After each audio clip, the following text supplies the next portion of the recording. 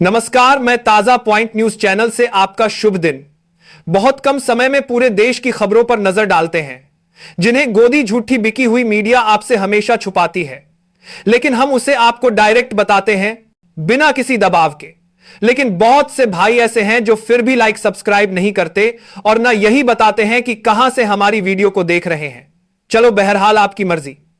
आज की पहली सबसे बड़ी खबर, बिहार की जनता का मूड अब पूरी तरह बदल चुका है।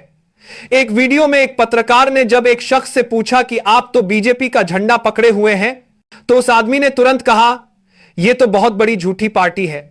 इसमें दो सबसे बड़े झूठे चेहरे हैं, अमित शाह और नरेंद्र मोदी।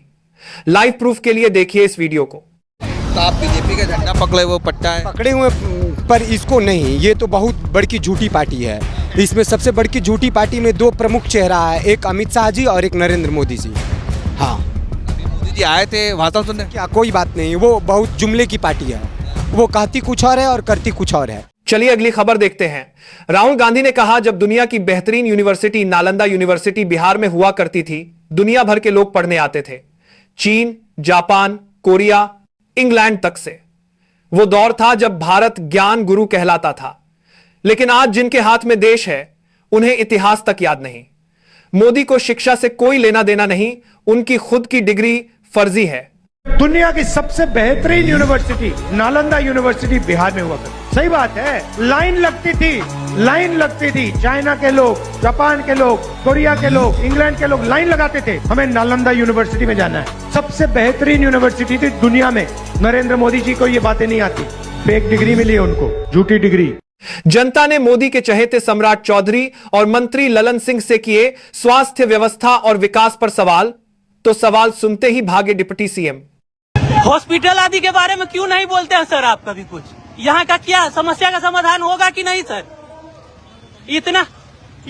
क्या है, क्या व्यवस्था है वहाँ? व्यवस्था तो फिलहाल ललन बाबू के पास इतनी अच्छी पदवी है, 8700 करोड़ का बजट है इनके पास एक साल में, जो कि 40,000 करोड़ का होता है 5 साल में। क्या उसका क्या कर रहे हैं? उस पैसे का कहाँ जा रही है वो धनराशि? 5 विधानसभा है, कोई जवाब नहीं। कोई जवाब दीजिए। हम लोग भी वोट करते हैं, ये मोकामा के साथ इतना सौतेला व्यवहार क्यों? जवाब दीजिए। 14 तारीख को बात नहीं है।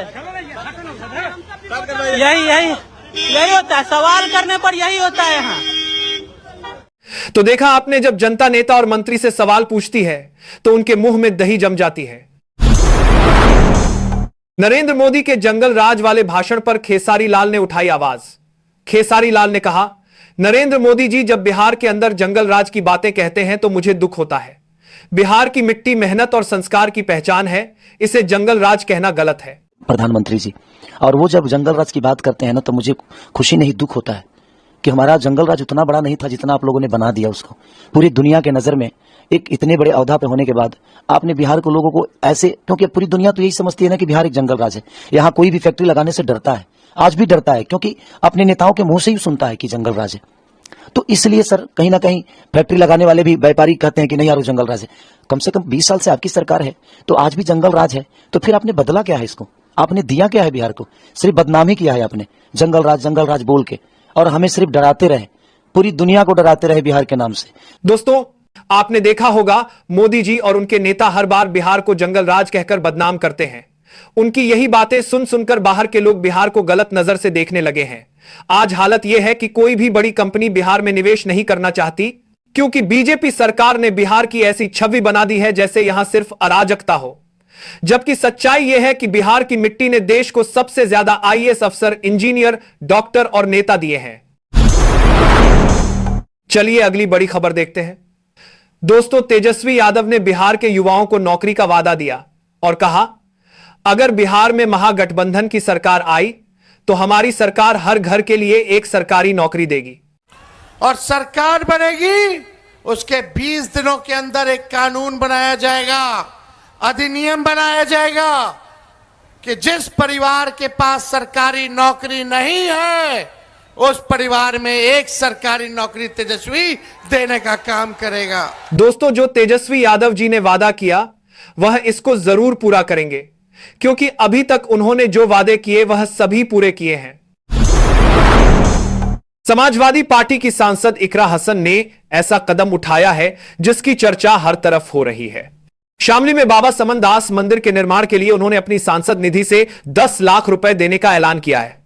जी हां, बिल्कुल आपने सही सुना, धर्म नहीं, एकता और इंसानियत का संदेश देते हुए इकरा हसन ने कहा, सरकारें जाति और समीकरणों में उलझी हैं, लेकिन असली राजनीति जनसेवा की होनी चाहिए। इकरा के इस फैसले ने सबका दिल जीत लिया। जरा आप भी सुनिए इकरा हसन ने क्या कहा। कुछ रोक टोक सरकार लगाती है, जातियों के नाम से सरकार डरती है, तो इसलिए कुछ चीजें हमारे से इन्होंने रुकवाई है जो हम करना चाहते थे। लेकिन मैं कुछ धनराशि 10 लाख तक की मैं यहाँ पे आपके बीच में समर्पित करना चाहती हूँ। तो जिस भी हिसाब से हम लगा पाए प्रयास करेंगे कि उसमें बचाव भी रहे और काम भी हो जाए।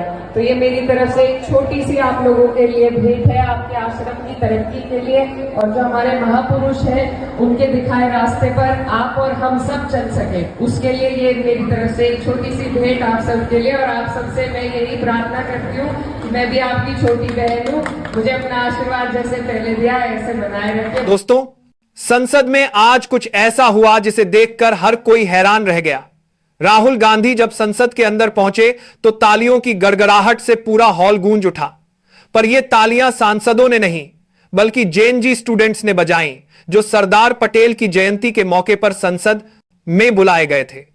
उन बच्चों के बीच राहुल गांधी बिना झिझक बैठ गए और पूछा, आप सब कैसे हो, आगे क्या करने का प्लान है, क्या बनना है। एक स्टूडेंट ने कहा, इंडियन क्लासिकल म्यूजिक, तो राहुल मुस्कुराए और बोले, मुझे तुम सब पर गर्व है। सुनिए क्या कुछ कहा।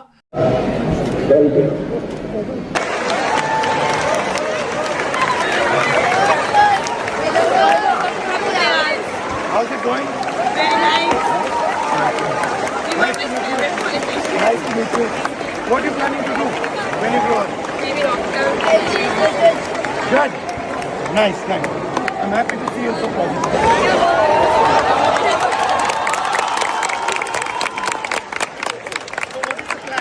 What music? Classical, Indian classical. I'm very happy to hear this. Artists, musicians, I'm proud of you guys. यानी एक नेता जो बच्चों के बीच दोस्त बनकर बैठा है। अब जरा दूसरी तस्वीर देखिए, एक तरफ देश के प्रधानमंत्री और दूसरी तरफ बच्चे और उनके बीच में कटीली तारों का घेरा।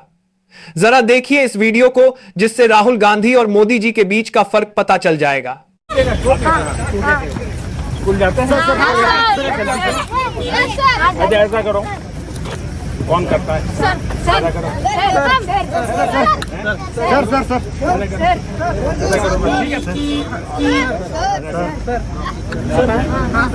ऐसा करो, गलती हो जाता है। चलिए पढ़ाई करोगे, सब पढ़ाई करोगे। अच्छा तुम क्या पढ़ के क्या बनोगे, क्या बनना है? पढ़ोगे, पढ़ के क्या बनना है? कुछ बनना नहीं है। तुम्हें क्या बनना है? पुलिस। वाह, तुम क्या बनोगे? डॉक्टर। तुम्हारा का सिक्योरिटी। अच्छा पीएम बनने का मन नहीं करता है? सर आपके जैसा बनने का मन करता है? है। सर हम चाय वाले हैं।